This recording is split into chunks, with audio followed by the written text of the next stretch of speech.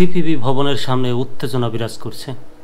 হত্যা, ধর্ষণ, নারী নির্যাতন ও নিপীড়নের বিচারের দাবিতে কালো পতাকা উত্তোলন করছে বাংলাদেশের কমিউনিস্ট পার্টি সিপিবি। শনিবার সকাল 10:30টার দিকে সিপিবি ভবনে কালো পতাকা উত্তোলন করা হয়। সিপিবির পক্ষ থেকে বিকাল 4টায় শোক মিছিলের ঘোষণা দেওয়া হয়। সকাল থেকেই ধর্ষণ বিরোধী নানা স্লোগানে দিয়ে সংগঠনটির কার্যালয়ের সামনে নেতাকর্মীদের উপস্থিত হতে দেখা যায়।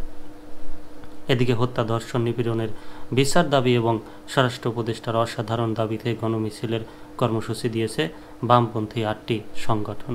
এরপরই সোশ্যাল মিডিয়াতে রাজধানীর পুরানা পল্টনে অবস্থিত বাংলাদেশের কমিউনিস্ট পার্টির কার্যালয়কে ছাত্র জনতার কার্যালয় বানানোর ঘোষণার কথা শোনা যায়। এতে সকাল থেকে সংগঠনটির কার্যালয়ের সামনে উত্তেজনা বিরাজ করছে। সকাল থেকেই ভবনটির দোকানপাট বন্ধ দেখা যায়। ভবনটির সামনে বিপুল মানুষের উপস্থিতি রয়েছে। আইন শৃঙ্খলা পরিস্থিতি স্বাভাবিক রাখতে সিপিবি ভবনের আশপাশে আইন শৃঙ্খলা বাহিনীর সদস্যরা উপস্থিত রয়েছে। এ সময় সেনাবাহিনীর সদস্যদের ওই এলাকায় টহল দিতে দেখা গেছে। এদিকে বাম সংগঠনগুলোর গণমিছিলটি বেলা 11টার দিকে কেন্দ্রীয় শহীদ মিনার থেকে শুরু হয়ে ঢাকা বিশ্ববিদ্যালয়ের ভিসি চত্বর প্রদক্ষিণ করে টিএসসিতে এসে শেষ হওয়ার কথা রয়েছে।